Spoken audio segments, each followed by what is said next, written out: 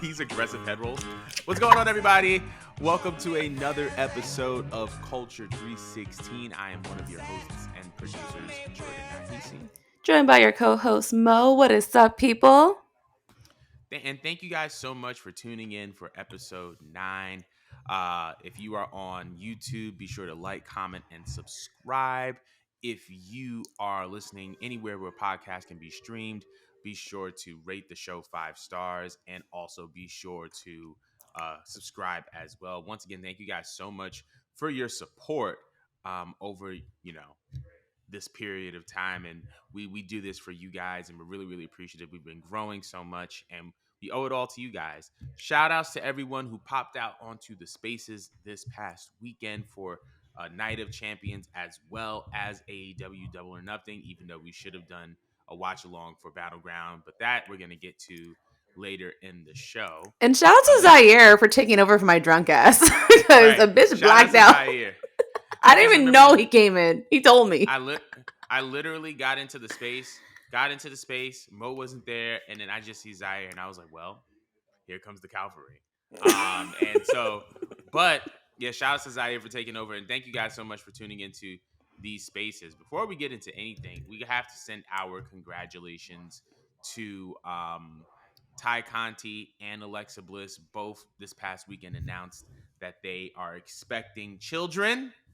So a big congratulations to Ty Conti, Sammy Guevara, as well as Alexa Bliss and the Disney husband, whose name I currently forget. Yeah, shout out Um, to Ryan for inspiring Alexa Bliss to take her first and last bump. I'm weak. But yeah, big, big shout out to them. And we not expect, but we send them all the love and hope that they both have health, safety, deliveries, and healthy and safe pregnancies. But we're gonna get right into the show because this past weekend was pretty loaded with shows, and we're gonna start. We're gonna start with Night of Champions. So this past Sunday, obviously WWE was in Saudi Arabia for another Saudi show, which was Night of Champions, and this time it felt like a loaded card. So many matches, so many little juicy tidbits, and I kind of wanted to get your impressions on everything that was happening at Night of Champions. And yeah, let's just talk about that. What was happening at Night of Champions? Oh my god! Like, yeah, if NXT didn't happen, it definitely wouldn't have been the talk of the whole entire weekend. Because that pay per view was actually too good. I didn't expect it to be that good. I really did not. Everything was perfectly timed. I think the order of the matches was perfect. It was definitely shocking. A lot of swerves happened during that whole pay per view. And it was to me a damn near perfect show. I'm not sure if you agree with it, but considering the lineup of all the pay per views that we had, that definitely blew AEW out of the water. Like, Mm. Hunter was very calculated during this pay per view, and I almost felt like he was listening to us because, like, bitch, I won a little bit. All right, y'all heard me bitch about Nanny. I went to go pee while y'all was in the space. Came back. I didn't get to come back. Actually, I don't think I got to hit the flush, and I heard the bell. I was like, this is perfect. Ow. From top to bottom, left to right. It is perfect. What was your impressions? So I agree with you. I think this was the perfect show. I think that this and Mania Night One were probably the best shows of the year thus far. Mm-hmm. Um, as far as premium live events, like you said, there were a lot of surprises, a lot of swerves. Obviously, um, the bloodline kind of ending of the show was absolutely perfect, Shit was and like cold.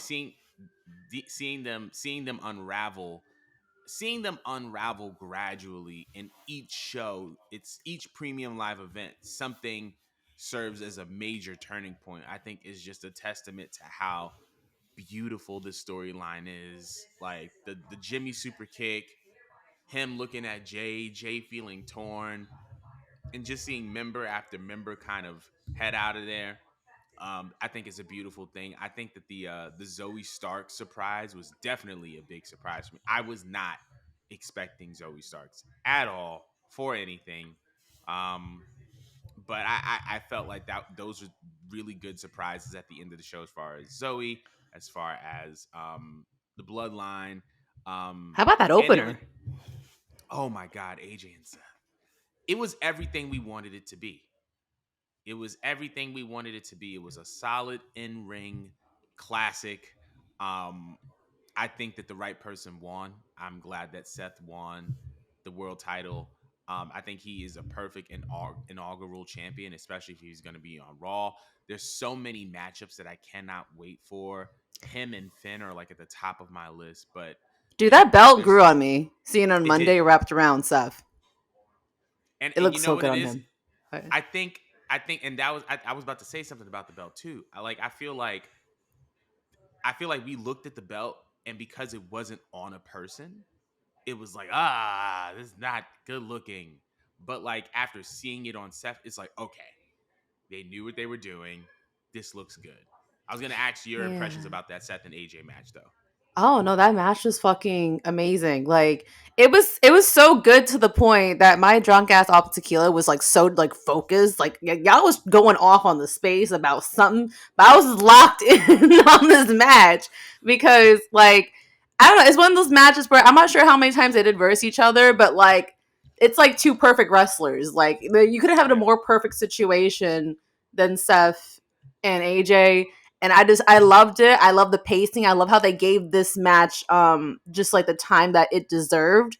You know what I mean? Considering that it's going to be a big title on the show obviously, and you know that Roman's not going to give up the main event spot. So I feel like putting in the beginning was an excellent idea, even though some people think that should have just went on at the end. No, honestly, I think it was the perfect opener.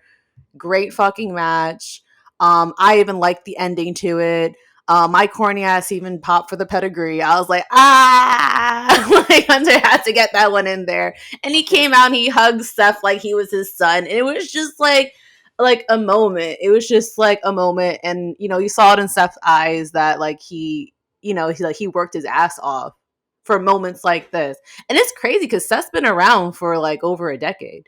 You know Yeah, what I mean? But he's like, to me, he's kind of like the guy, you know?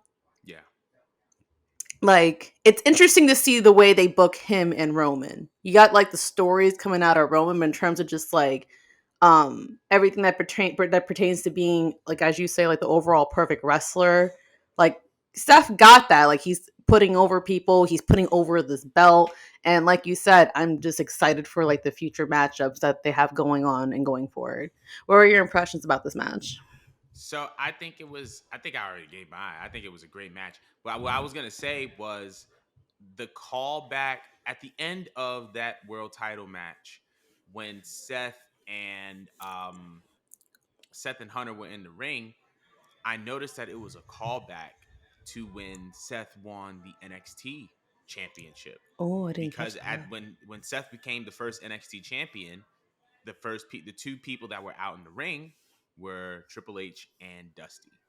And so Oh that kind of wow. was like a damn moment for me because it was like seeing Hunter there and Seth there reminded me of that moment, but it also was just like, damn, Dusty would have been right there That shit had was cool.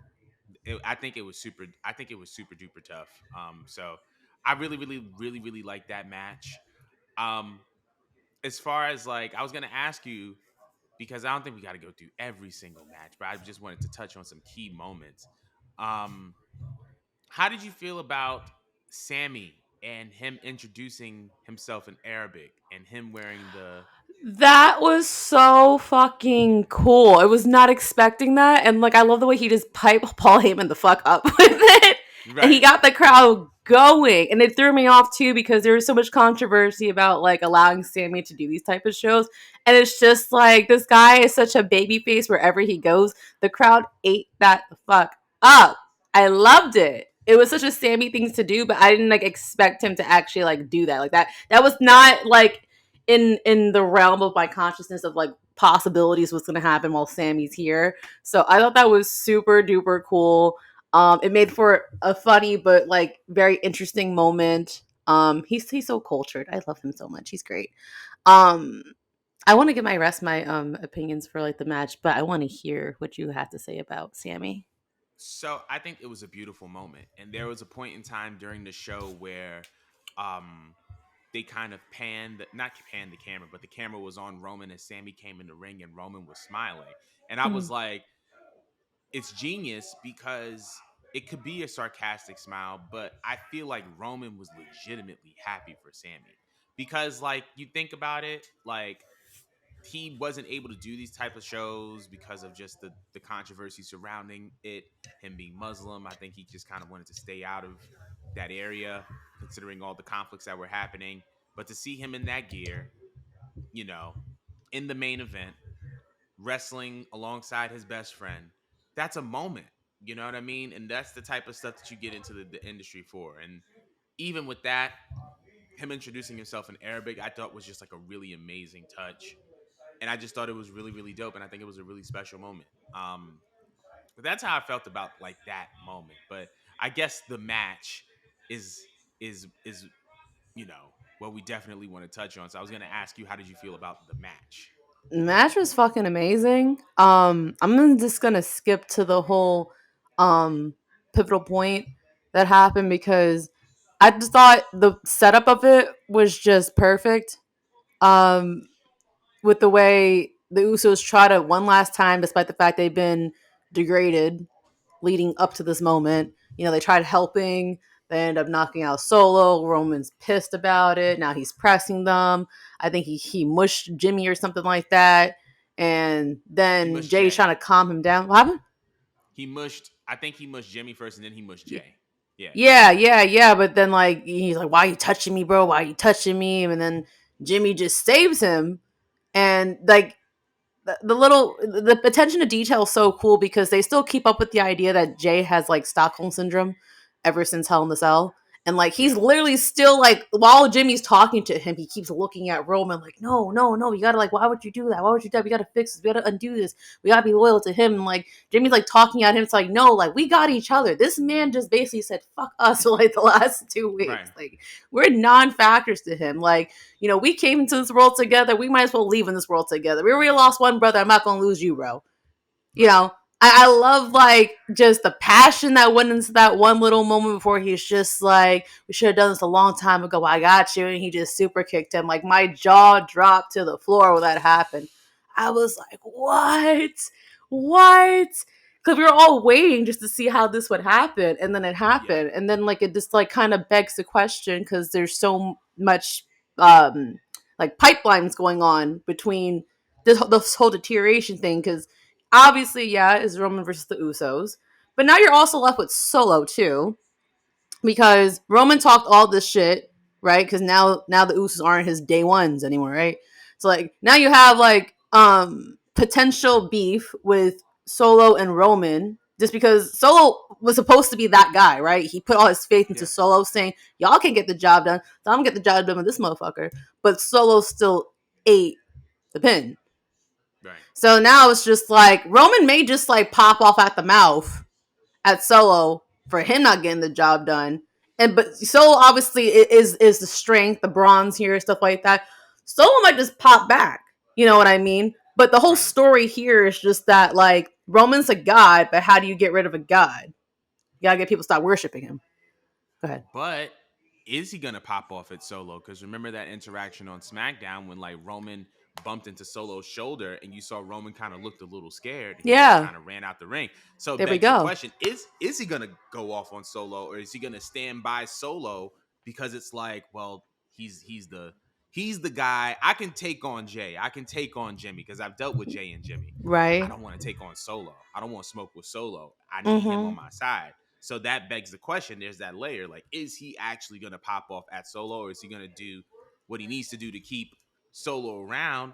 And was the plan all along to align himself with the Usos so that he can get Solo by default, and then when they Mm-hmm. get rid of the Usos, he could still have Solo with him? Exactly, exactly. And then adding on to the whole like God and worshiping comment, there's Paul Heyman. Not too Right, long ago, he was playing the messy side chick role. I didn't forget. right, He was bouncing back and forth between Brock and Roman. So who's to say that after all this, right? Because I don't put it past the Usos to try to like reel back Solo if it's not too late.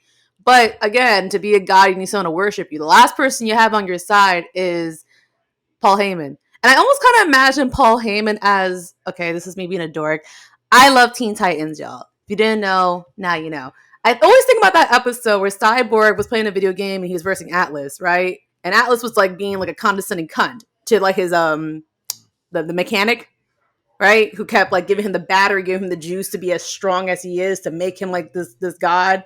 But eventually, when the mechanic turned on him because he was tired of him being a jerk off, like that's when he started to crumble and completely implode. So that's why I'm also wondering and keeping an eye on Paul. Cause I'm just like, what's going to happen here with this? Is he going to stick it to the end, be on Roman's side until he also gives up, and Right. maybe he aligns with Solo? Because Solo's not much of a talker. He says very few words.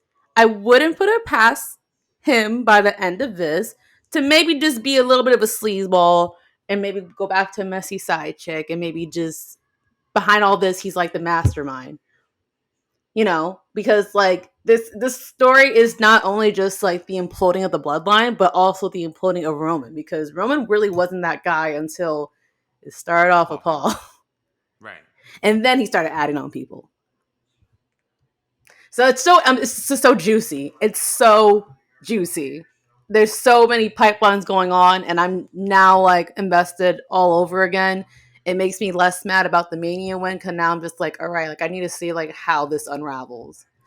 I was about to say the same thing. Like now that we have all this story, it's like, okay, now Cody losing at Mania kind of makes sense. Cause would we be this invested if Roman didn't have the belt? Mm-hmm. If Roman wasn't if Roman wasn't still if Roman has the belt, he still has that power. He still has that control. And so now we get to see the unraveling. And I think that I feel like Cody is still going to be the nail in the coffin, but I feel like the unraveling is going to be the most intriguing part about the story. And we're seeing that now.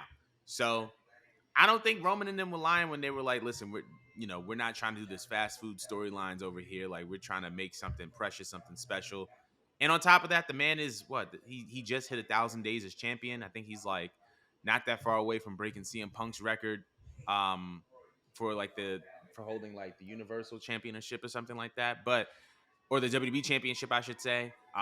But yeah, Mm-hmm. like I think that this is incredibly special, and I just overall I just think that the way that they executed the ending was absolutely perfect.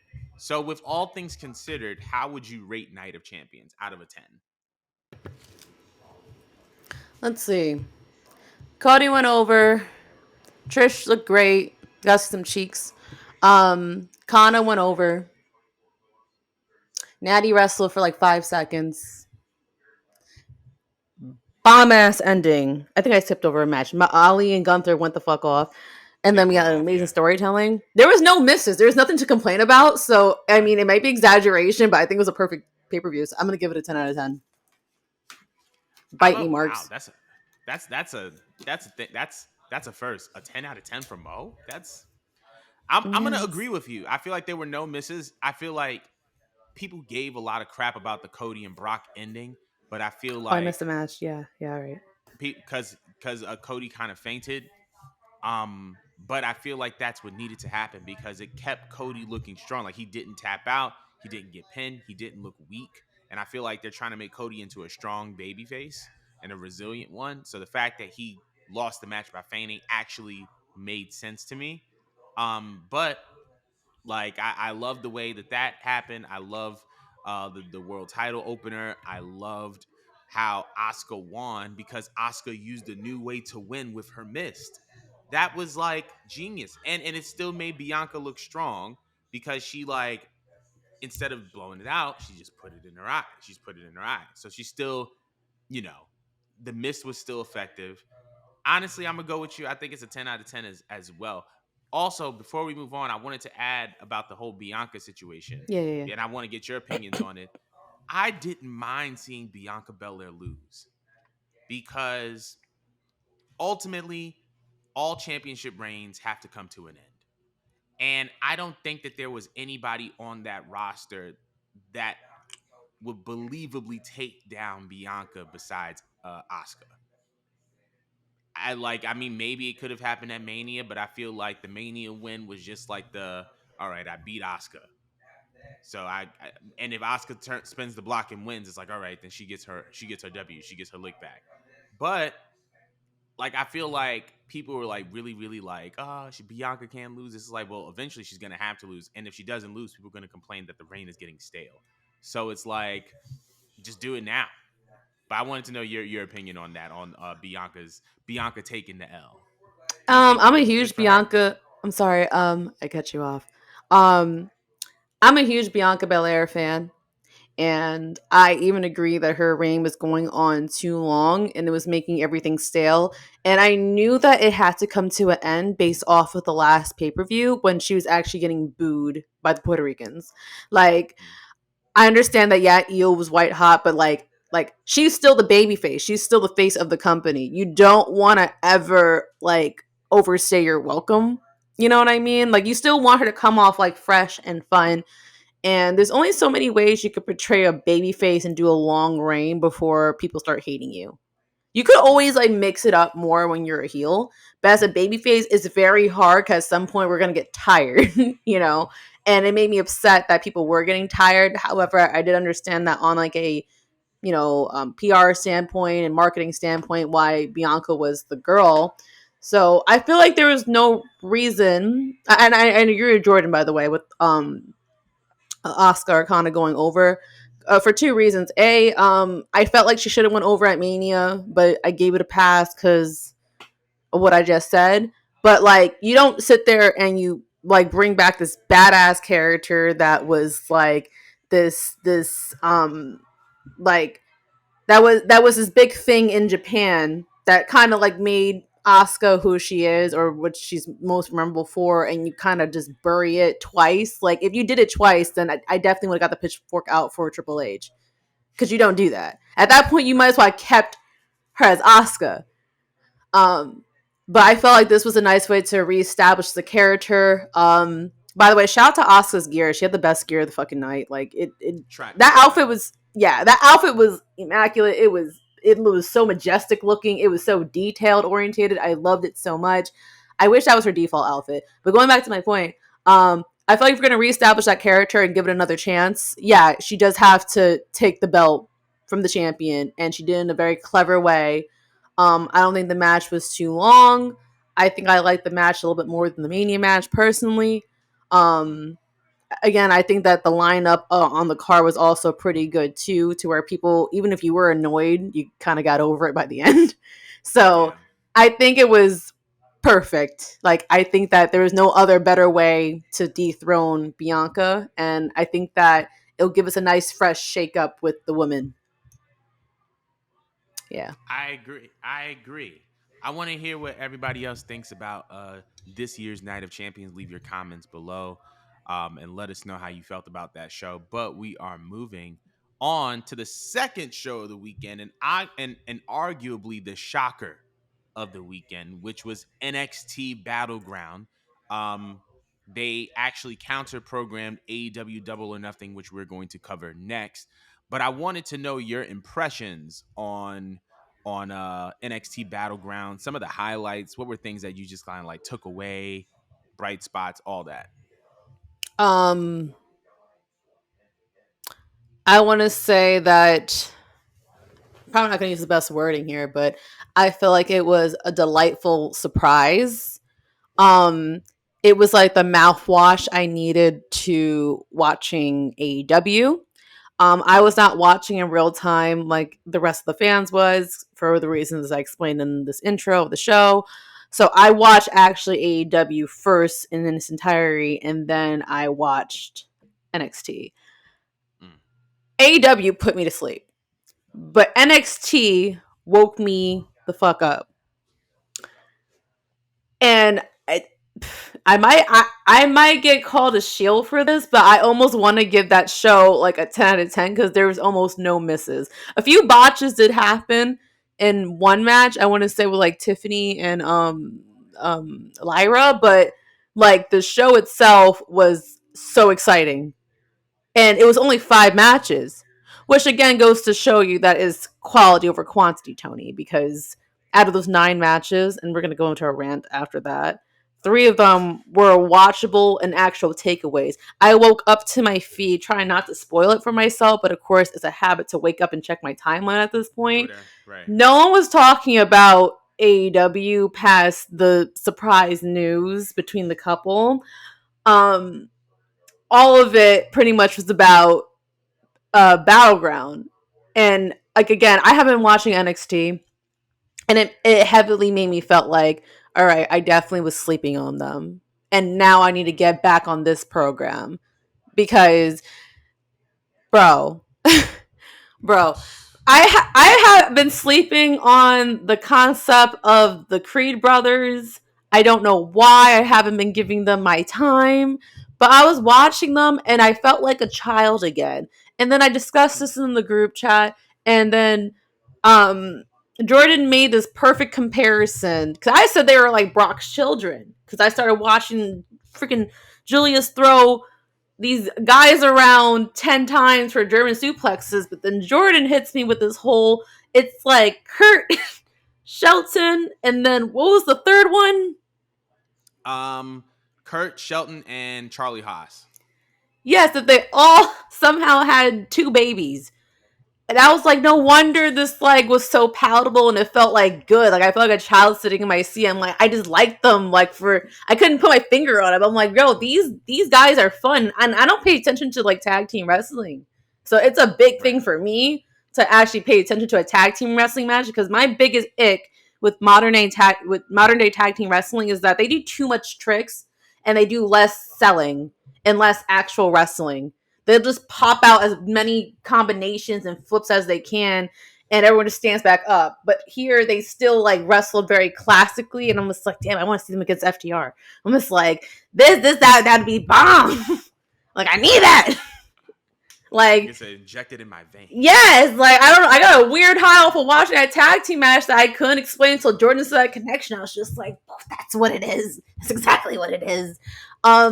What was the opener? The opener was Wesley versus The Tyler Bate versus, yeah, I think it was Wesley and Tyler Bate, and it was a triple threat. It was Wesley, Tyler Bate, and Joe Gacy oh, it was a for the North triple American threat. title. Yeah. Oh Yes, my yes. god, I love that too. That match was fucking great. Um, one thing I normally don't like about triple threats is that people spend too much time rotating outside. But like they had put the perfect amount of timing into making sure everyone was in the ring, everyone was wrestling, everyone was countering each other. And everyone looked at fucking great. Fucking great. I don't watch too many Tyler Bate matches. I saw a few of his stuff in like NXT UK, but like I was just like so impressed by him. I was just like, damn, like why have I been sleeping on this show? Like I expected Wesley to pop off, but the other two, they really just had me shook. Just fucking shook. I could go on a whole spiel about this. I should probably break this up and ask you. How did you feel about the triple threat? Let's go match So by match. I loved the triple threat so much, and while I'll also touch on the Creed brothers as well, since we're Yeah, gonna, I guess, bundle those 2 match impressions. yeah, So I love the triple threat as well. Another comparison that I made in said same group chat: Wesley reminds me of like a black X Pac. He's like he's like young, energetic. yeah. He has like a lot of drip and a lot of juice to him, but he feels a little bit degenerate esque, and you could tell in his movement. It's just a very like unique presentation. Like, and even when Wesley was a part of the tag team MSK, it felt like DX went out and recruited a junior heavyweight tag team, and that was what they got, was MSK. So I've always loved Wesley. He always kind of reminded me of like like a black X Pac. And obviously with Joe Gacy and Tyler Bate, I've always been a fan of Tyler Bate. I thought he was the last ever NXT UK champion. And he really was a cornerstone of that brand. And anytime he had a match on that brand, he was always knocking it out the park. So I'm not surprised at Bates' ability. I am surprised at Joe Gacy. And here's what I will say. We talked about the entrances, and I think that's something we're going to get into as well, because I have a theory about that. um I now understand why people, I guess, when they were talking about Bray Wyatt kind of being written off the internal WWE roster, I now know why there is no concern. I feel like WWE is trying to build up Joe Gacy to be the next mystical, mystique centric character in WWE. I Mhm. don't know how that's gonna go. But he's definitely progressing in the right direction because I feel like he has something with Schism. Not to say that Joe Gacy is the next Bray Wyatt or the new Bray Wyatt or none of that, but I feel like every generation they try to develop a modern day version of a previous generation's mystery or mystique centric character. I feel like first it was the Undertaker, then it was Kane, then you had like, some of them were hits and some of them were misses. You had Mordecai. In WCW, you had Sting. And then in WWE, you also like, had Bray Wyatt. And now they're doing this whole Joe Gacy thing. And so I think that he's kind of like the next generation of Mystique in WWE. I love the triple threat. It felt really, really engaging and exciting. And the fact that Joe Gacy was his size and he is so athletic and so agile, I think really helped pump some juice into the match. I love that match. The Creed brothers definitely give me junior greatest tag team ever vibes with Shelton and Charlie. I feel like they've been able to kind of pop off because I feel like there was a little bit of uncertainty surrounding them because they were in Diamond Mine and they had that whole thing with Damon Cross, I believe it was, like that little feud they had going on, which I honestly didn't think was necessary. And then they also had Roderick Strong in the group before he went to AEW. And I feel like because obviously Roddy was the former Undisputed Elite member, there was a lot of focus on him. But I feel like now that they know, all right, Roddy's in WWE, Damon is doing his own thing. Now they can focus on the Creed brothers more as a tag team and as a focal point of the Diamond Mine collective because it's them and it's also Ivy Nile. I love that tag match. I think it was great. I think it was clean. Um, yeah, and I really, really mess with that. I really, really love that tag team, and I love that tag team match. Um, I think the next thing, I guess, the next big match was the women's title match with Tiffany Stratton and Lyra. I wanted to know your impressions on that. How did you feel about that? Um how did you feel about that match? Granted, there were a couple botches, but how did you feel like they handled that position? Okay, so I've seen Tiffany's work. I haven't seen any of Lyra's work until I seen this match.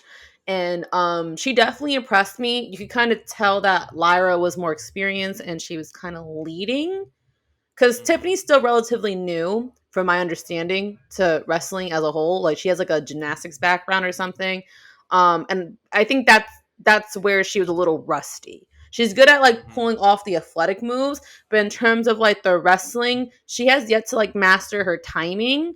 So that's just where Lyra had to do extra selling, or some moves had to be redone, or again, Lyra was basically like leading the match. But I became a fan of her by the end of it. But I still actually enjoyed Tiffany Stratton as a wrestler. I love her look. Her ring gear was fire. Okay. Tough. Um, I think that they went with the right champion because if Nikita wasn't injured or out currently wrestling, she definitely would have had the belt by now.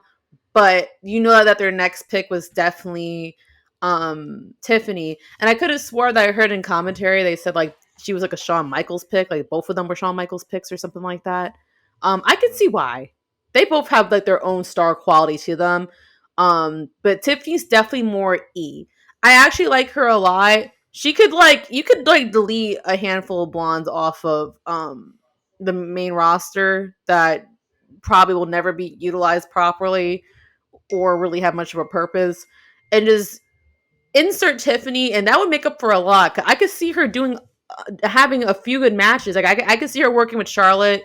That's actually something I would be excited to see. Yeah. Um, she one thing I just like about Tiffany is that her character is so simple but so effective. Like she's like the epitome of white privilege. And she just throws it into your face. And it doesn't help that there's information that like she's like MAGA whatnot, but like it's almost kind of perfect because she makes like the perfect heel. Like she's obnoxious, but she's like She checks off every single box of what Vince would want in a blonde that would have otherwise made her over. But like, here's the kicker: she's actually great at wrestling. She just needs more time, which is Right. why I think that they're giving her the belt to see what she could do. And I think we're gonna get a good reign out of it. I'm not expecting a super long reign out of Tiffany, but I'm expecting to see more flavor with NXT having her as a heel, just because Tiffany still needs to be molded as a wrestler, but her personality is there, and you could always get more storylines out of a heel champion, especially Hmm. with how obnoxious she is. So I think it's going to be interesting. I think the right person won. Maybe down the line we could get Lyra, because I really do enjoy her. I wouldn't mind even seeing like a rematch up, but I love it. By the way, I love her entrance too. That's an entrance that's gonna look so cool during like main roster pay per views and stuff like that. Like automatically, I forgot her theme song, but like the whole camera stuff like that reminded me of like Melina and the whole paparazzi stuff. Yes. I was like, oh, I love that. Like again, it's the attention to details and little callbacks that they do. Like she's gonna be interesting. I know a lot of people want to hate her, but like it's so hard too because she's actually like someone who's going to be special. Like you could just see it. Like Shawn Michaels has a really good eye for talent, and she's kind of it. What did you feel about that whole match and Tiffany winning? I think you're right. I think that they went with the right champion. I think Tiffany should have won. I also feel like Lyra did a great job selling that knee from the very beginning of the match. Oh It because yeah. there was a moment where I thought it was a legit thing, and then there was a moment where she wasn't limping on that knee. She felt good, and then she went back to it. That's how I knew she was selling it. So she was selling the knee Oh, she's really good. well. So I was like, that's really good. But I feel like you said, Tiffany has a great look. I think she's going to be very interesting on the main roster. I think she hasn't been wrestling that long, but she is super athletic. That moonsault is one of the cleanest I've ever seen in my life. That prettiest Yeah. moonsault ever, super clean. And in ring wise, she's really sound. She has the look. Obviously, she has the credentials now as being the NXT Women's Champion. And I feel like her promos are pretty solid. I feel like there's room for growth. But even she said in like previous interviews, like, hey, I'm not ready for the main roster yet. Like, I got work to do. So the fact that we have someone who has that like sense of like self-awareness, I think that is really commendable. And so I think that that match was really good. I feel like Tiffany is really good. And even down to like the week after, she did like the little I'm the champion celebration, and it came off really obnoxious. And I love She that. did botch that promo though. She did 100%. But you know what? Baby steps. All right, one at a time. Baby steps. But I think she's really good, and I'm really excited to see where she goes next. So we'll see what goes on with that. But Yeah. that was that match. I was gonna ask you because this was something that you pointed out to me. The British rounds match between Noam Dar and Dragon Lee. Oh Wanted you to tell the yeah. people how you felt about that because I thought this is a really interesting kind of take set of takeaways. Oh yeah. Okay, so I noticed that with NXT, though I don't keep up with the show, I noticed that Hunter does this thing, or maybe Shawn Michaels, I guess, because he's the one that takes over NXT, right? Um, like he has been doing this thing where he's been introducing different match styles that I'm not sure if they're concepts that he made up or that he just sees in other countries or other continents, but like he's putting stuff in there that kind of like throws a little bit spice on these shows, because I mean, I've been watching wrestling right since like 2004 or whatnot. So in my head, I feel like I know that there's every match type out there. But then I go to NXT, and then like I see like a match I never heard of. Like what, back in December or January they had the Survivor I am match. Survivor. I am Yeah, Survivor. that Yeah. that was like supposed to be a new twist for War Games, and I delightfully like fell in love with that. Was there a pay per view in between? I felt like there was something else that they threw in there that was in between that match and this. But I just know that consecutively on 2.0, a big thing that they keep doing is showing you that like wrestling could be like spoken in different languages almost. So Mm. I loved this match. And I like the psychology that goes behind it. They said it on commentary about how you're on like a time slot, right? And because you're on a time slot, like you want to keep going with your momentum to try to like get that pinfall, and you may not even get the pinfall at all. A, but then B is that like it kind of like stops you and halts you if you don't get it because you got to Mm-hmm. reset, which gives your opponent time to like rethink, and it gives you more time to rethink about how you're going to go about this. Like you might have been on a roll beating their asses, but now they're forcing you to pull back, you know? So I kind of like that because that would fuck with my head too if I was wrestling somebody. Because they just watch, like, I thought I put out all my stops, but I forgot where I was at and that I had a small amount of time to get this work in. But now I'm notating. I'm notating as an opponent. All right, like he pulled out all these stops.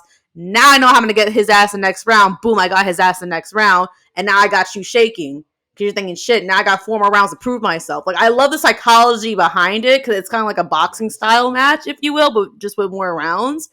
And it was just really cool to me. It was fun. I something that I wish was kind of like a regular thing, not like every single show, but like I wish that that was like a match style that I could almost play in a video game for WWE because I thought the concept is really cool. And I thought the match was fun. Who went over for that match? I'm not good with the No names. Amdar. No Amdar. No Amdar The went person over that for came in that. with the cup. Yeah, yeah, yeah. Yeah, I just thought the match itself was just awesome, and again, I appreciate Shawn Michaels for showing us different forms of like wrestling or ways you can incorporate wrestling. What was your takeaway for this match? First things first, one thing Noam Dar is gonna do, he's gonna find his way around the sisters, okay? Whether it's Alicia Fox, Lash Legend, Miss Jackson, this man is always around a sister, all right? He is. And I ain't mad at him. But I think this is a great, obviously, like you said, it was a great match. I love the fact that, yes, obviously NXT UK folded, but they don't make it feel like it didn't matter because this was a match that was prominent in NXT UK. The Heritage Cup was kind of like their mid card title, what a North American title was to NXT, what the Intercontinental US Championship is to the main rosters in their respective shows, is what the Heritage Cup was to NXT UK. So the fact that they brought that cup over and they make it feel like it matters by putting it in these matches, and I've always loved Noam Dar, even when he was a part of the NXT UK like initial tournament, I think it was. He's always been a great talent. I think he was in the cruiserweight division as well. He's always been a great talent, always been a phenomenal wrestler. And like you said, there were little things that showed you who was at an advantage and who wasn't at an advantage, or who this would put limits on and who this wouldn't put limits on. I remember at the end of round one, Dragon Lee was about to do a dive outside the ring, but the time expired and the ref was like, whoa, whoa, whoa, whoa, whoa, whoa, and it was like, that's attention to detail. It shows you that he's used to capitalizing off of his momentum to speed up some offense, and it's just That's like cool. that's cool. And then at the end of another round, like I think Noam got like hit in the ear, and then he the time expired, and he hit a back elbow on Dragon Lee, and then the ref was like, "Whoa, you can't do that," and then Noam was like, "No, no, no, I couldn't hear it. My ear, my ear, my ear." So like stuff like that, I thought was really really interesting, and the fact that they're using elements from these matches to kind of shift the momentum of the match. For example, every in the British rounds match, every participant has a cornerman, right? Mm. Every participant has a cornerman, a towel, and a bucket, which is usually used for spit, blood, water, whatever. Later in the match, while it wasn't really heavily used, last round comes around, both of them are down. Miss Jackson comes down the ramp. Lash Legend hops over the back, hits Dragon Lee with the bucket, the pin, 1, 2, 3. And it's just like that would not have happened in a regular match because only a British rounds match is going to put a corner man and a bucket in your corner. So stuff Mm. like that is like wow, like they pay attention to these little details, and it really makes the match, and it also develops the character even more to show you what type of person they are. The match, I don't know if you watched it, but the next match that really like rocked me, Ilya Dragunov versus Dijak in that last man standing match. Did you see that? Did you I see didn't that? watch the match. It's just that I'm trying to remember which one was which. Because the one with the mask, I think I've seen his work before. It was the other guy who I have not seen before. So I was like, It okay, this guy's kind of weird looking, but by the end of it, I'm like, oh, I kind of like him. Like, Ilya Ilya was the is the guy from NXT UK who had like the symphony music who came out. Dijak was the oh, one with the shades. Donovan. I think the guy with the mask was Dragon Lee. I seen And Dragon Lee before. It was the other dude, the Elliot guy. Like I didn't Ilya see him before. Dragunov, yeah. Yeah, like he He's an impressed the NXT fuck out UK of guy. me. Oh, okay. Come on, I feel like I see him before, but like I don't know, he looked different. Like, is he have Yeah. a different character now, or is it's the same thing? Because he looked It's the same same but one. different. It's the same one, but it was. I mean, he was primarily in NXT UK, so it was just he just didn't have like that exposure in the states. But that was a banger. That Yeah, that match was. was super tough. And then obviously like Mello and Braun. Definitely wanted to know your opinions on that though. Oh yeah, I actually got distracted by the end of it, so I could not watch the ending. But I know who won. I know who won. um, and again, like I said, considering that I wasn't like watching consistently, I was actually getting like a real feel of Braun as a heel. I love his entrance. I like how he comes Mm, out with a dog mask. It's kind of corny, mm, but it works for him. right. I love again like the whole hoodie thing. The facial hair looks great on him. He actually works to me and looks better as a heel than he does as a baby face. He already has kind of like I don't know, like a gym bro look that you kind of already just are expecting some bullshit out of him. So I love it. And I feel like it's very fitting for him. Of course, like him and Mello worked with each other before, so I was expecting for it to be a banger. So I thought, from what I saw, because I didn't get to see the ending. Can you please fill me in on what the ending was? So the ending consisted of first off, the beginning of the end was easily the best spear I've seen in my entire life from Braun Breaker. Carmelo was like in the middle of the air. He was going for his thing, and then Braun hit him. Um, but he kicked out of that, obviously, and then that led to it was a clean pin where Mello hit the I think it was the leg drop, if I'm not mistaken, to get the pin to win that match. Ending with a leg drop. How do But you feel about that? it worked. Like, you know what it is? It's not the most captivating, but when I think about Melo and I think of how much he's going to be a star, I want him to have a finisher that's going to have a long life in WWE. And that leg drop is going to allow him to have a long life. Like, Hmm. I want him to have longevity. You know what I mean? And I feel like it's powerful enough to that fact that like it's powerful enough so that if he were to win a world championship, you would believe it. But it's simple enough to he could do it for 20, 30 years. You know what Jeez, I'm who else saying? had a leg drop finisher besides Hogan? Um, Taker had a leg drop signature move on the apron, but No, it it wasn't like a wasn't like a classic leg finisher. drop. Yeah. That's Yep. interesting to bring And back if a classic move as a finisher that I was mean, used by a legend, even though I hate this particular legend. Go on, sorry. listen, if y'all want to give Hogan's move to Mello, I do not mind. Okay, that's now Mello's leg drop, it was a good ending. It was a good ending, and I think it was really really cool the way that they did that. But we run. Whew, we've been talking about this for a while. We want to know what y'all opinions are on NXT Battleground. Let us know in the comments. Leave them things below. We're gonna get into what I and Mo have been both dying to talk about, which is AEW Double or Nothing. I'm not even gonna like go into like a deep intro. Mo, what was your impressions on AEW Double or Nothing? Hot steaming garbage, minus the ending. Tony should be ashamed of himself, and I feel sorry for everyone that bought a ticket. But at the same time, that was the most sleepiest crowd I had ever seen. Like, y'all was tired the entire time. The entire time. Like, I understand the show was a little slow. Not a little, it was very slow.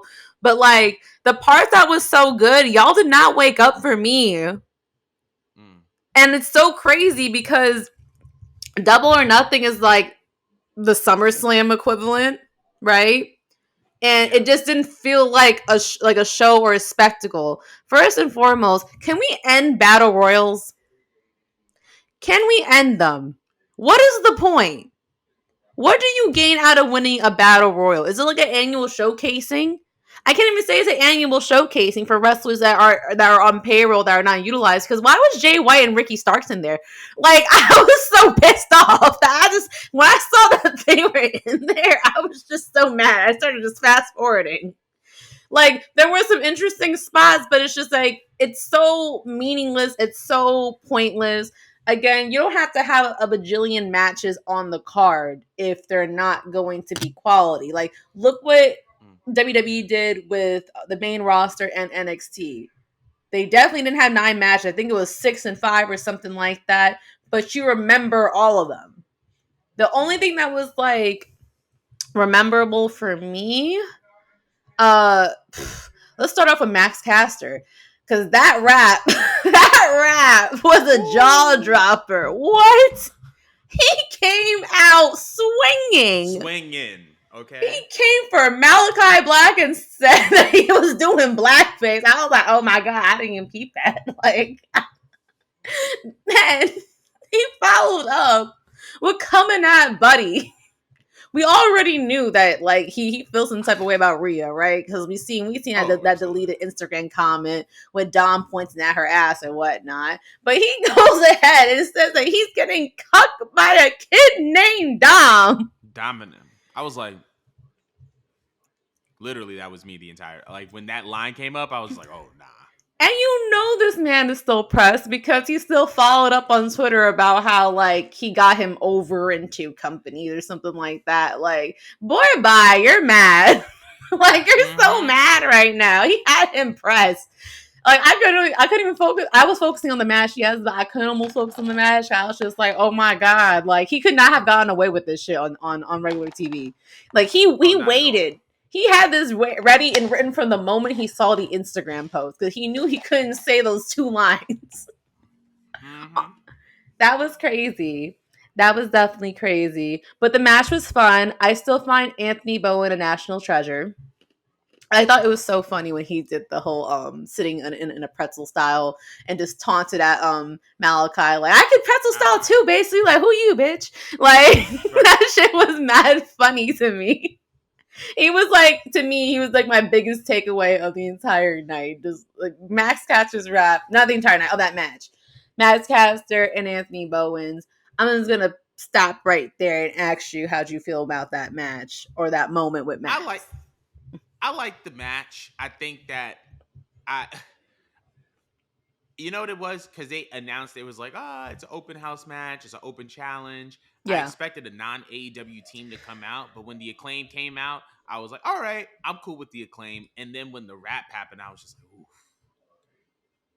that was rough. I mean, like, I just be feeling so bad for Buddy because, like, it seems like every time this man is in partnership with someone, somebody is just trying it. With Alexa Bliss, it was the entire internet. Oh And then now with yeah. Rhea, it just and with Alexa, it was the entire internet plus half the locker room. Then when it's Rhea, it's like, oh well, she just so happens to be in her sex symbol era, and it's just like, damn, buddy, like Can't get your break, bro. you cannot catch a break, and I feel That's so hard. bad for him. But I think it was a good match. Like obviously, I'm just really glad that like Malachi Black is getting his just due and he's getting highlighted as a performer because he was someone who I felt like on the main roster in WWE he was like underutilized. Um, But but have they been doing I anything with the House of Black? I mean with the trios championships, yeah. I mean like they've been on TV regularly. They've been defending the championships regularly. They've been featured prominently. So it's like they have been doing stuff. I would say more than what was done in WWE. They're But what's the doing story with them? stuff. Like, I don't understand like what So how they came together. So I mean, at how they first came it together. I was. understand, but like, what's their purpose moving forward? Because they acquired I mean, Julia, and then what? and then like I mean, like I think their just goal is to just be a faction to just kick ass. I mean, like and to win gold. I mean, like that's pretty much the goal of every faction in AEW is just like we're just gonna wow out and win as much as we can and accumulate wins and accumulate championships. Like I think that the way that they came together was so intriguing and then it got us hooked. And then seeing Julia's character transformation from being the pop, like the super preppy cheerleader, into like this dark, ominous girl. And if you watch her matches, like when Dark was a thing in Dark Elevation, she just became a more intriguing character. So it's like, okay, now we have something here, and they have championships, and they've been featured prominently. So Okay. I definitely like where they're going with them. Did you Okay. watch Adam Cole versus Chris Jericho? Jesus Christ, do we have to talk about this? Yes, we do. Yes, we Jesus 100% Christ. do. Oh my god. I was so pissed off because it was so underwhelming. It was between Jericho's slow old man, just bone cracking arthritis built wrestling. He looked it terrible. And then Adam Cole, he's not helping the painfully small comments when he wrestles like he's painfully small. By that I mean this. Okay, we're gonna get into this match later, but Darby Allin is also one of the most tiniest people on that roster, right? But like when Darby Allin wrestles, he wrestles with ferocity and the velocity. He looks like a Mm. threat. He looks like he could hold his own.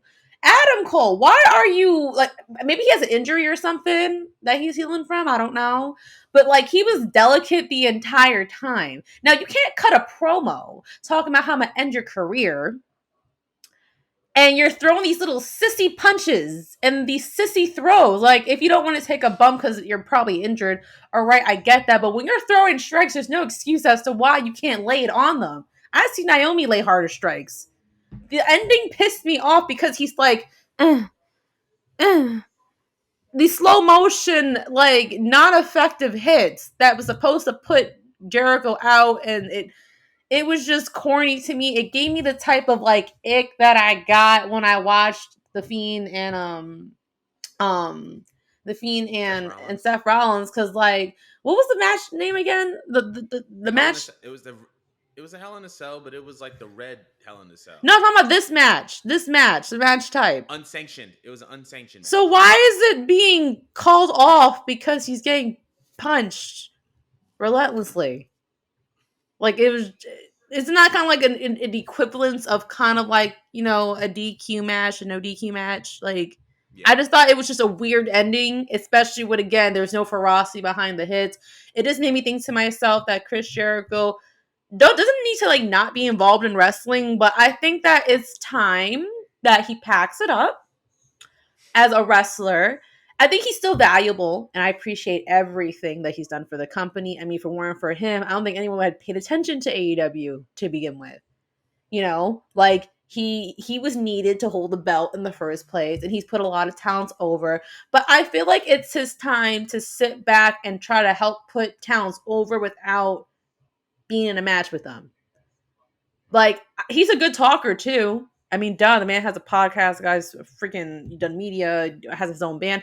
Why can't he do like a talking role where instead of having a faction where everyone's following behind him, why can't he just like talk for someone or stand beside someone instead of standing in front of someone? Like he can still be usable, you know, and to help get someone's character over. 'Cause I don't think that with the Jericho Appreciation Squad or whatever the hell that he calls it, society, I don't think he's really gotten the people behind him really over. They're just like it's there at this point.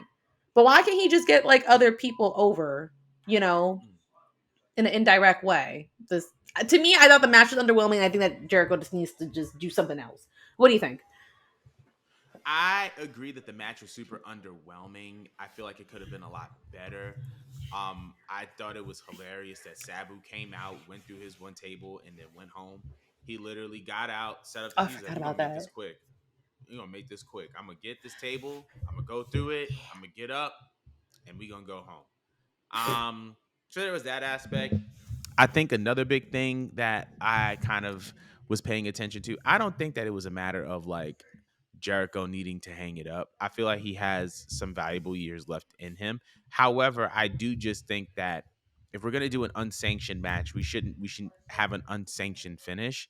And like we need to really bring it. I feel like Adam, like, and rightfully so, this is probably the most extreme physical contact he's been involved with since returning from injury. And according to, All Access and all these things, that injury was pretty serious.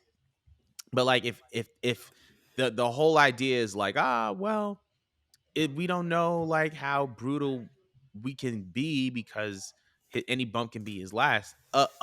A one-on-one wrestling match could have sufficed, in my opinion, because I believe that Cole is a great wrestler as well as Jericho. But I feel like when you say, "Oh, it's going to be an unsanctioned match," and we have John Moxley bleeding just because the standard is really high, you know what I mean? So I feel like because of like the fact that there was an unsanctioned match label attached to it, it kind of set the bar and the expectations really high, and thus making the match feel underwhelming. Um, However, I feel like this isn't over. I feel like more people are going to get involved.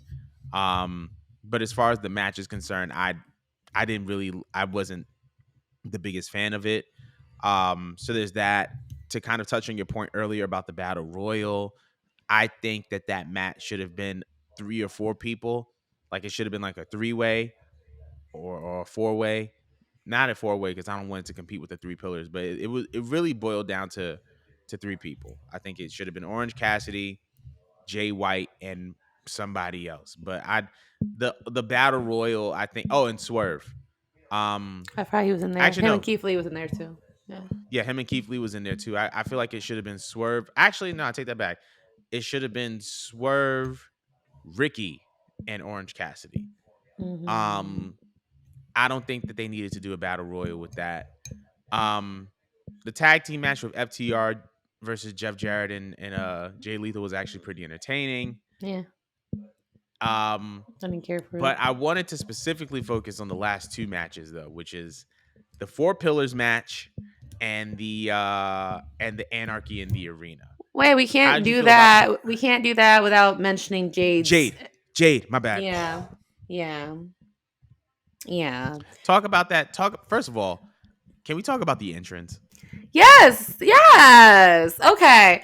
I love that so much. Oh my god. She was paying homage to her sorority, which I believe was the first African American sorority in what location? I hold on. I gotta check it, but keep going though. While I Well, it was iconic. All right. We said this in the group chat, but one thing we love about Miss Jade is that she's going to come in unapologetically black, and she came out with the singer to this TikTok song. What was that song called?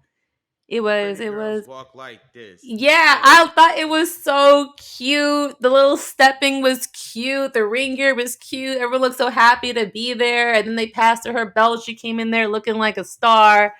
And then she had her match with Taya. And I'm gonna be honest, like I'm not really a big fan of Taya Valkyrie. I'm really not. But I thought the belt was gonna go to her because similar to Bianca, I just thought the reign was going on for too long. Um, and then Jade retained, and then it threw me off. I'm like, okay. But then we got hit with a little swerve again. Both our black female champions got hit with swerves because we had a return. When we had a return of Chris Statlander, which I'm not sure about you guys, but I was excited. I was most definitely excited because she was someone who I wasn't even thinking about was a possible option, considering she was out for like 9-10 months with an injury. But I thought the booking was actually good, in spite of the fact that a lot of people think that it was fucked up. I think that it worked because even though I don't like Tay Valkyrie, she's a legitimate wrestler. Um, and she weakened Jade, and Chris came out pretty much just like blindsiding her while she again was just like beaten down and weakened. I feel like Chris should have got a bigger pop for her return. She looked great, by the way. Love her look. But she came in, she wrapped it up, and she took the belt. And I thought it was brilliant because one thing about Chris is that, like, despite the fact that this crowd wasn't loud enough for me, everywhere else that she goes, anytime she's making a return from her injuries, she always comes back with such like just a warm welcoming from the audience. Like she just oozes just pure baby face. And I don't think that if it was another crowd, definitely they would have made way more noise for her victory because like she is again, she is such a natural baby face. She's a legitimate wrestler. Um, I feel like she should have gotten an opportunity sooner had she not been out of action constantly. And I know people are just like upset because like, oh well, there's a whole roster of females that they could have been utilizing. Why they give to someone who just got here? That's unfair. I don't think anyone's as built up as Chris, in my personal Yeah. opinion. I think every other female kind of has work to do. Like we like Anna Jay, for example, but Anna Jay, like she has some good matches, but she has a lot of like not that many good matches. You know what I mean? We thought Kiera Hogan would be great because Kiera Hogan is a good wrestler, but she doesn't really have like that charisma that I think we're looking for. But Chris kind of has all that, and she's gonna give us that shake up that, like I said, that Connor Oscar's gonna give.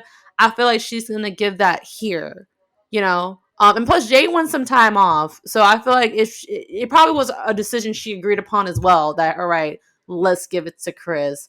She worked very hard, even though she hasn't been around. Like I mean, she busted her ass trying to get there. You feel me? So I was actually pretty happy with the decision. But what do you feel about Jade's entrance and Chris Statlander's win? So first things first, we gotta shout out Jade. Shout out to all the AKAs. So to give a little bit of context, Alpha Kappa Alpha is the first African American sorority. It was founded in 1908. It was founded on the campus of Howard University. And what was happening was during that entrance, she was doing her stroll. And if you know anything about historically black fraternities and sororities, everybody has their own stroll.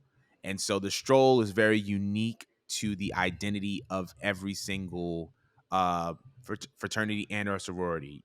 Omega Psi Phi has their own, the Kappas got their own, the AKAs got their own, the Deltas got their own. Betas, I believe they have their own. So like everybody kind of has their own stroll. The alphas, they Mm. have their own. So everybody kind of has their own stroll. And so for her to do the stroll of the first black or do a stroll representing the first black sorority, I think is very, very big for the culture. And I don't think that that's talked about as heavy as it should be, mostly because the people who are consuming wrestling don't understand the historical significance of that. um, so the fact that she was able to one do that on TV as an entrance, and two have that gear, that pink and green gear, and those that pink and that green are AKA colors. So the pink and the green, that's AKA. So for her to be able to represent her sorority the way that she did, represent the culture the way that she did, that was big. And I don't think that people are gonna digest that and appreciate that until 20, 30 years from now when we have a larger black fan base in wrestling. So that's that. I think that the Jade Taya Valkyrie match was pretty solid.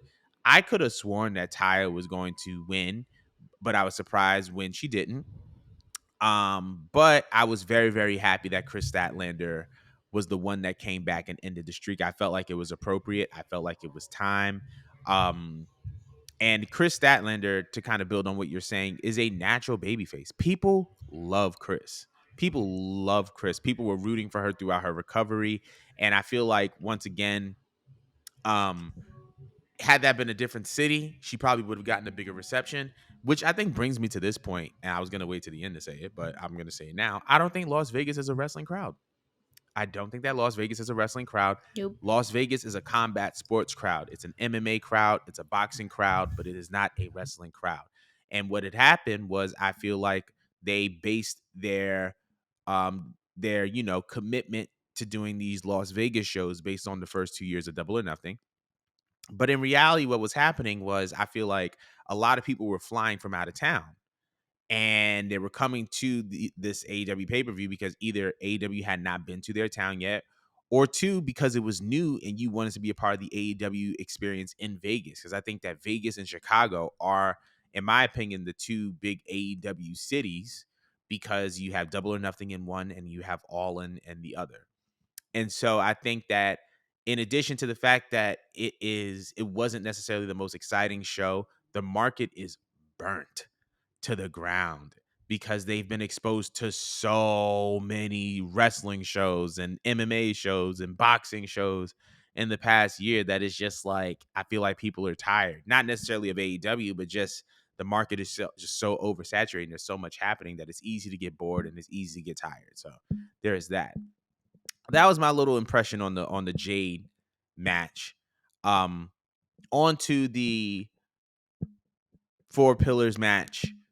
Wanted to know your opinion on that, on your takeaways from that match and so forth.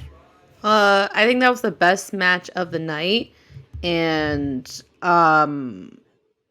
okay, I want to backtrack. I love the fact that while they did their announcement between Sammy and Tay Conti for having a baby, and at first I was annoyed and it was the eye roll. Not that that they're having a baby, but I'm like, all right, why are you doing this shit here? Type of me. I'm like, why are they Right. copying Miz and Maurice? That was my first thought. I'm weak.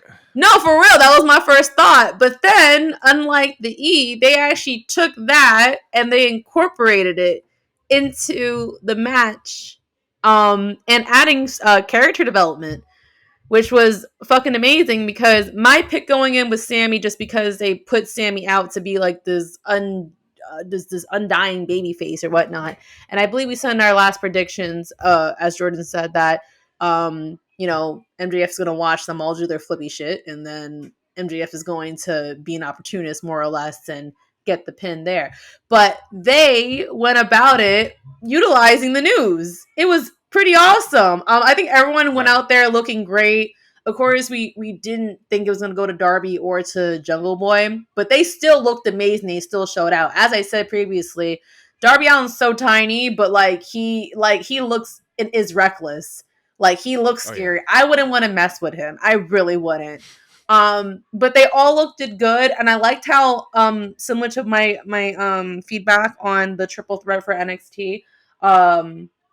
I like the fact that all faces were pretty much in the ring at almost all times until they need to tell a story. And the part of the story was, yeah, Sammy's a dad now. So, dude, what are you doing away from your kid and your pregnant wife? Like, you're supposed to be a baby face, but you're gonna be a terrible person if you just go to work and you Right. try to collect this extra money and spend even more time away from your family. Like, you should just give it up and just be a dad, man. And it made Sammy, despite the fact that how we feel about him as a person, it made him an even more undying baby face. So we felt bad for him. Because Right. MJF's like, yo, lay down. Just take your L's. Go home. Like, you're going to give us this announcement and then you're just going to be selfish? How dare you? You know what I mean? Right. It was such good shit because it's such an MJF thing to do, to be Literally. manipulative. Because he was about to eat that The, pin and he knew yeah, that. that's a fact. He just stopped everything, took them in, like, whoa, whoa, whoa, whoa, whoa. You're a shitty person. You think I'm a shitty person? You're a shitty person. Like, Right. Sammy was damn near ready to lay down and take the pin. But of course Sammy faked it. And then we got this wonderful ending using the Daredevil that Darby Allin is, with his coffin drop. We always comment on the fact that you can't see where you're going with that move, so it's bound that you're gonna hit your head at some point. And I loved how that was the ending. They used logic, and MJF, being the asshole opportunist he is, takes the belt that he's going to retain anyways, lay it down and let him smash his head into it, and then collect the pin. I love that. I popped heavily. I'm like, oh, this is good. He's just too good. All right, he deserved that retain. That was a good match.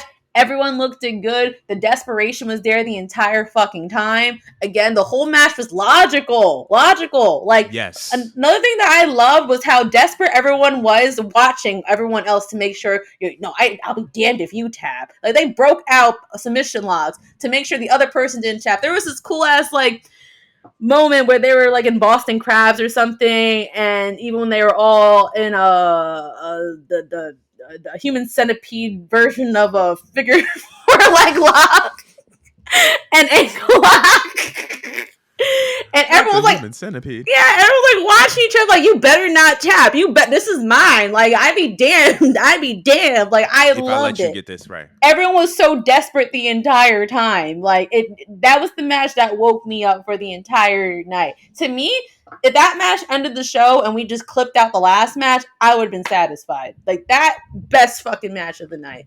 Everyone looked amazing. What was your take, Jordan?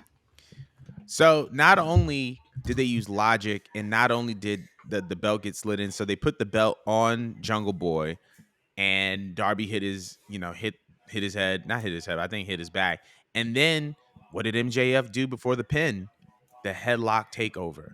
And they had been talking about that all feud long. I beat you with a headlock takeover. I beat you with a headlock takeover. I beat you with a headlock. So the fact that MJF ended it with a headlock takeover into the pin, genius. Also, Yes. the fact that all four people were involved in the finish of the match. You had Jungle Boy, who had just been hit with a coffin drop with a belt put on top of him, right? But he wasn't pinned. You had Mm-hmm. Darby being pinned, taking the clean pin after a headlock takeover. You had Sammy frantically trying to get into the ring to break up the pin. And so you can tell a story from each of those points. You can tell a story from MJF's point of being an opportunist, Darby kind of like being so close until MJF did some MJF stuff. You can see MJF stuff. Jungle Boy as like the guy who, you know, ultimately, even though he wasn't pinned, right, was the guy who kind of like ended the chances for everyone else. And then you can see Sammy, come from the place of like, I wasn't even in the ring. You didn't even pin me. How are you going to say that you beat me? Da da da da da da. So there's Mm-hmm. so many stories that can go from that point. But I think that four way was just fantastic. Everyone looked great. When everyone broke out their mentor's finishing move, I popped between Jungle Boy using the unprettier, MJF doing the crossroads, I think Darby did both the Scorpion Deathlock as well as the little drop, Scorpion Death drop. I popped for it all, and then obviously the Code Breaker, and I think when they did a Boston Crab, Sammy did the Walls of Jericho. So like Yeah. everybody using their mentor's finishing move, I just think was just absolutely excellent. It was great storytelling. So I was a fan of that match for sure as well. But moving on to Anarchy in the Arena. That was a heavy match. But here's the one thing that was questionable was the blackface of the singer for the BCC. I don't know. I don't know what that was. I don't know what that man had on his face. Somebody would say it's half mask, half paint. Why are you wearing blackface while singing Wild Thing? There's no reason. There is no No. reason. But going from that, I think that was a really good match as well. And the ending of the match was really, really captivating with Takeshita and Don Callis. And it just left it very, very open ended. Like, is Takeshita and Don Callis a part of the Blackpool Combat Club now? Apparently, after the match, Kenny said something along the lines, "Oh, that exploding super kick! Oh, Oh my yeah. god, was insane." But the whole Kenny after the match, and it was off the air, he said that he had two non AEW friends that were going to be willing to help him out. And who can those people be? Who can those people be? Is it Okada and Coda? Is it like there's so many people that they can turn to for this? But I thought that was a really, really good match as well. It was super, super violent. But I wanted to know your impressions on Anarchy in the Arena. I honestly wasn't really over the moon about it the way Hmm. you probably were, just because it was just a bunch of random and chaoticness.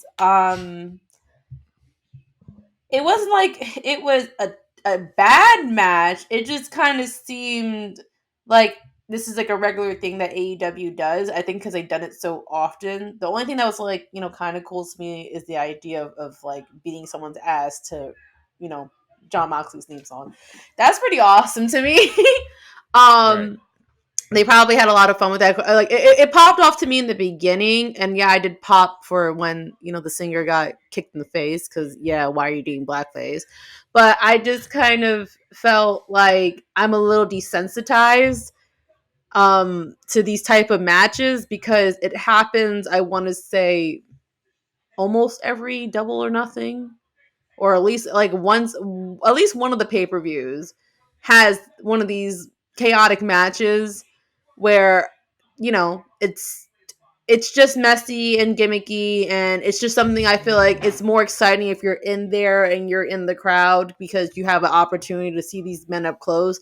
But I feel like as a viewer, I'm just like, okay, like, you guys kind of do this stuff often now, so it's not as all like the time. exciting as it was the first or second year. So I was just like kind of waiting for the ending to see how this was going to unravel. And like I said, just 5 minutes ago, I would have been fine if they just closed off with the pillar match, and this was Mm, saved for maybe like, I don't know, maybe this was like saved for like the next Dynamite or something. I just wasn't really excited, but then again, the show was so long that maybe I just felt like gassed we were all by it. tired. Yeah, Yeah, like it wasn't bad. It's just that I just wasn't excited by the end of it. I didn't. It didn't wake me up the way that last match woke me up. It was just like, all yeah. right, like can we just wrap this up already, Tony? He needs to work on that. But I think that's about it for Double or Nothing. But we want to know your opinions on Double or Nothing. Leave a comment below. Um, but we're gonna get right into the last two topics, and I swear we're gonna get out of your hair because this is a long show. So, Lord. considering everything that has been happening with WWE, there was a post that Bianca Belair had put up saying that she was on buildings in Jeddah, and the poster was just her and Roman Reigns. I think that's a big deal to have your face on an international poster representing WWE. So I wanted to know, in your opinion, is Bianca Belair the face of WWE? Oh yeah, I feel like even without that, y'all definitely could have made that assumption by now. But she especially is, considering, the females that are here anymore. Like, she kind of is who they had left, but they already did such a good job building her up and having an idea of like, all right, she is kind of giving us Cena vibes, that it didn't shock me. It really doesn't shock me. Like, she is, like, again, in her Cena era, in a Mm, pleasant way, in a very yeah, pleasant way, and I'm proud of her. I'm happy for her. I knew I saw something special in Bianca when I watched her during the Mae Young Classic years ago, but I'm not sure if I would ever have thought that she would have been in the driving seat of WWE. It's just a wonderful thing to see a black woman in this role, because I don't think we ever thought we were going to see anything like this before. You know what I mean? I don't think Bianca Belair grew up as a female wrestling fan. I know she got put on from like Mark Henry and all that stuff, but I'm pretty sure yeah. it probably makes everyone that came before her, like Jazz and Jackie, and I know Naomi was there while she was there, or Alicia Fox, and so on and so forth. I'm pretty sure it's putting smiles on everyone's faces because, like, these women and everything that they did added up to something. Right. So congratulations to her. She deserves this. Like, she works her ass off, and she's one of a kind. So shout out to you, Bianca Belair. How do you feel? So John Cena made a very, very interesting comment years ago, and they were asking him, and I forgot what appearance it was, but they were like, can there be another John Cena? And he said no, Mm-hmm. because the way that WWE is set up now, because you know the product has grown so much, and because there is such a push on diversity, that there isn't going to be a singular face, that there are going to be multiple faces, because different people look up to different people. And so is Bianca the face? No. Is she a face? Absolutely. And the reason why I say that is because when we live in a culture that's driven by black culture, that's driven by black women. And so what's going to happen is WWE, and I think Bianca Belair and Montez Ford are going to work together in order for Bianca Belair and Montez Ford to be mainstream stars. And that's going to cause a spike in the black audience. I feel like there's already been a lot of people that like Bianca Belair, even if they're not heavily engaged in wrestling. Like my girlfriend, we went to WrestleMania and she was just like, I don't watch wrestling, but that shorty with the braid, that's my girl. I like her. So like you're already starting to see it, right? Like there's going to be people, there's going to be people that are going to be used as bait to hook audiences in. And because of the demand of black culture and the popularity of black culture and the value of black women, I think Bianca Belair is going to be a face of WWE, and she is in her Cena era, and rightfully so, because I don't think that there's been any woman of any nationality that is having the run that Bianca has had. Um, and that and I don't think that there's going to be a lot of women who have the influence that she has, not just necessarily on wrestling culture, but on mainstream culture as well, because she just has it. So that was my little takeaway on Bianca Belair. But Okay. we want to know from y'all: do y'all feel like Bianca Belair is a face of WWE? Is the face of WWE? Let us know in the comments below. And to close out the show, we were talking a lot about NXT Battleground, and I feel like we need to kind of reframe our perspective. And this is something that I kind of had to think about over the weekend, which is like, was the NXT Battleground show surprising because of the product quality that NXT normally presents to us, or was it surprising because we slept on NXT? And I think it's because we slept on NXT, but I wanted to know your opinion. Did after NXT rebranded into 2.0, did the wrestling world sleep on NXT? Most definitely. Um, because yeah, I remember around. How do you want to say this time last year? Was it this time last year? When did they become 2.0? Has it been a year that they? No, it's been longer than that, right? It's been like 2 years that they've It's been been in a little bit 2.0. longer than that. Yeah. 2021, I want to say. Yeah, and honestly, um, all right, here's the issue. When it came to 1.0, there's a certain like pool of people that was into it. You know, people like the rawness of NXT. It was a little bit indie vibes, but it still kind of gave like hues of the old mixed with the new. And I Hmm. think people just enjoy the grittiness of 1.0. Whatever they weren't getting out of watching the main roster, they could find that comfort in watching 1.0. And then when it came to the rebrand, and I think around that time, like I think Vince and Bruce Pritchard and some other people that are normally working in the main roster was kind of taking over, the direction of 2.0.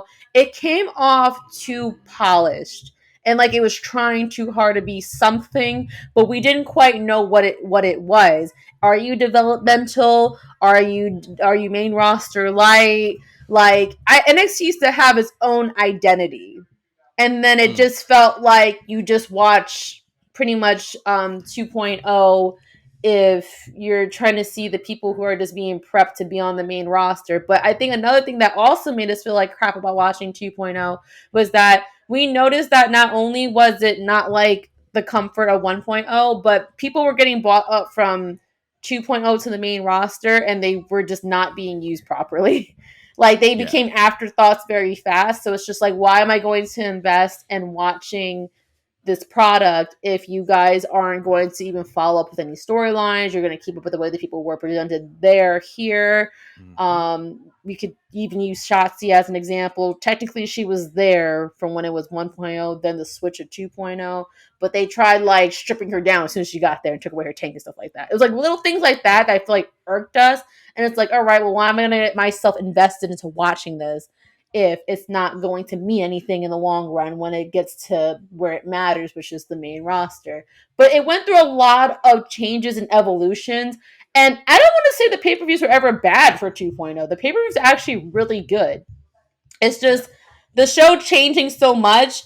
I think it took till now for them to find their stride, maybe months ago, 'cause I wasn't really watching. But they found like their stride in picking out talents that we enjoy seeing in terms of the tag teams, in terms of like the singles for the men, the single for the women. They kind of found like their crop of people and they finally got a division going, but they finally got like a direction as well. Where it's not as too polished as when they first presented 2.0, but it doesn't feel like it's a performance center. It feels like to me like it's its own brand. but Yeah. I watch it and I feel like I'm not really watching WWE. I'm watching like another branch. It's kind of weird, Yeah. but they found their footing, and I do agree. We all did sleep on NXT as a whole, so we get shocked every time they knock it out the park. They never had bad wrestlers. They just, again, it was choppy. It was very choppy. It was Yeah. unfinished. It was in the drafts. But I feel like now they got a finalized product going, and they know what they're doing with it. I don't know if it's because Sean probably has more control, because Vince did have his gritty little hands on it, Yeah. or if Hunter and him are working collaboration. But something feels different. How do you feel about it? So I think something that you pointed out that I want to point out as well is that NXT has definitely had a journey, right? When NXT first kind of came out, it was seen as the developmental brand, but then it eventually developed into kind of like WWE's indie, right? A lot of independent wrestlers would come through there to get the little WWE buff and shine and then get Yeah. sent to the main roster. And a lot of times it wasn't it like the there was a miscommunication between NXT and then the main roster because Mhm. in NXT it felt like an indie. So a lot of guys came in and they didn't really change. They just started hitting music cues. They started like wrestling towards the hard cam. They started being more conscious of WWE's production. But I feel like NXT 1.0 or the NXT that we all fell in love with felt like an indie with WWE production quality. Then they went into NXT 2.0, which was Vince's developmental kind of brainchild in the sense that, like, okay, 1.0, you had this brand that was like for the indie darlings, but we're gonna do stuff that's going to train the next generation of WWE superstars.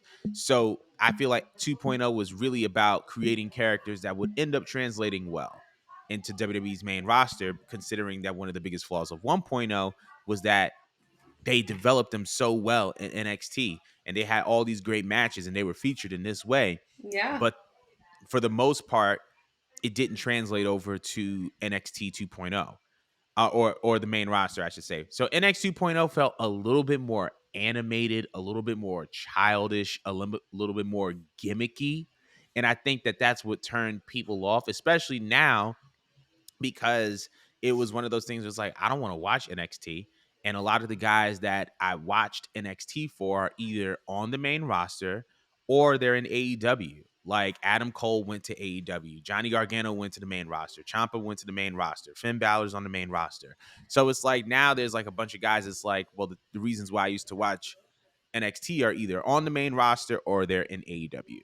So I feel like there was this heavy fall off between 1.0 and 2.0 because it felt very, very gimmicky, childish, even down to like the color and the aesthetics. It felt a lot Yeah. more like it had the rainbow stuff, and it felt like Nickelodeon had having a A wrestling promotion, collaboration. if you Yeah. will. Yeah, literally, it felt like a cross promotion of Nickelodeon and WWE. Obviously you had some bright spots, one of those bright spots being Mandy Rose and Toxic Attraction, but it was still very I'm not sure about this, I don't know. And then when I feel like when they cuz during that time Bruce Pritchard got brought in, who works very, very closely with Vince McMahon on a lot of wrestling related stuff. Once Vince retired, you saw NXT kind of begin making this transition into a brand that had a lot more balance. It was like we're going to retain the good parts of 1.0 and we're going to retain the mission of 2.0 and we're going to create like the white and gold. And that's the reason why you see like guys like the Creed brothers who were kind of developed in 2.0 have like these banger of a match because now that I feel like they're given the freedom that 1.0 kind of had a little bit, and yet they still got the polish of 2.0 to kind of create this. So I feel like they've struck a balance now, but I feel like between 2.0 and now there was such a fall off of fans that a lot of people slept. And it was like you said, they never had bad wrestlers. They never really had bad shows. But because we didn't see what we wanted to see, we just like, well, I'm just gonna go where all my favorites are. and then that's what led people kind of flocking. But I'm gonna tell you something, cats slept on NXT because the product that they have now is actually perfect, in my opinion. I think that this is the perfect balance between a little bit of indie, a little bit of main roster polish, a little bit of the NXT UK stuff. It's all kind of blended up into like this nice little sweet medley. And it's like really, really nice. And it's just perfect. But I think that wrestling slept on NXT, mostly because of honestly the AEW effect. Once like they started kind of competing in ratings and stuff like that, I feel like people were like, "Oh, well, AEW gets more ratings, and my faves are either being misutilized on the main roster or are in Yeah. AEW." It's like people kind of just stopped paying attention. So, but I do think wrestling fans slept on NXT, and that's the reason why Battleground was such a big surprise to people because they were like, "How is this better than NXT?" But it's just, I mean, how is this better than AEW? But it's like if you've been You watching NXT, you know why. do you Keep expect going more though. viewers after this? A little bit, but not a lot, because I still feel like other sports, wrestling is very star driven. So whatever has the most stars is going to have the highest viewership. I feel like you're gonna see a little bit of boost in NXT, like, oh, they're actually really, really good, which they've always been good. But I feel like now I feel like they're just like, I don't know, they're just kind of like in this weird limbo. I feel like they need to pull like a uh if they not so that they can go back to where they were before, but if they were to pull like one really, really notable star that was big on the indies, I feel like they're going to garner a lot more interest. But even without like the indie superstar, I feel like that they would only do that for the sake of viewership. I don't think they need it for the quality of the program. Like, Mello is doing his thing right now. I love what Wes Lee is doing. Even last night, like on last night's NXT, Ali was there. I thought that that was interesting. Oh yeah, I Uh saw a Bear, report about that. What did he do? yeah, he was there. He was there, and he was like present during the North American title match. That Oh, intrigues okay. me. That's That cool. intrigues me. Yeah. Wesley, Tyler Bate, Mustafa Ali in a North American title match. That's interesting to me. Yeah. Baron Corbin Okay. and Baron Corbin attacked Mello last night, and even though he hasn't had the hottest main roster run, he was phenomenal in NXT. That lone wolf character was some of Yeah. his best work. And Hmm. so now kind of seeing him back on NXT, I'm interested in that as well. So I don't think that they need an indie star because I feel like the stuff that they have already is quality. I don't think they need it for quality. I just think they just need it just for the a little boost in viewership. I What are you think they gonna should say? have some people bleed onto the main roster. But I feel like it's two things. I feel like Mm, A, they need to do a little more cross promoting with like mm, maybe just dabbling or making some small appearances of people from NXT onto the main roster. Maybe on Raw, considering okay. Raw is super long and usually they have 1 hour worth of filler. I mean, I don't think it would kill them to show their champions and stuff like that. Because Tiffany has such a gravitating look, because a lot of people like that look Yes. already. Like, it wouldn't take very much to do a little itty bitty segment with her or something, or showcase the matches from the pay per view onto um, the WWE show so that like people actually would care to watch. But I also think Mm, that some of the great talents, or talents that would normally have been pushed into our faces, are injured right now, and once they come back, it's going true. to pick up a little bit. Like I referenced before, Sol Roca and Nikita, they were white hot. Obviously, like you could tell that regardless when they come back, they're going to get a push. But people like that, I feel like, are going to pull in more viewers because Nikita has that look that everyone will like. Even people who don't watch wrestling are going to look at Nikita and be interested and raise an eyebrow. But Soul Rope is just so like interesting. I feel um, like once these people start coming back to. I feel like things are gonna speed up, but they need to just do a little bit of just like just give me like a teardrop of worth of just promo of 2.0 because it's going in the right direction. It just doesn't have the numbers to back it up. Is all. Right. Yeah, That makes sense for sure. I just had to check my notes to see if I had anything you're else all good. We've been to running add. for nearly 2 hours, We've bro. been running for a good 2 hours now. But I think that that's it for today. But we want to know your We want to know your take on NXT. Has the wrestling world at large slept on NXT? But that concludes our show for today. Thank you guys so much for tuning in.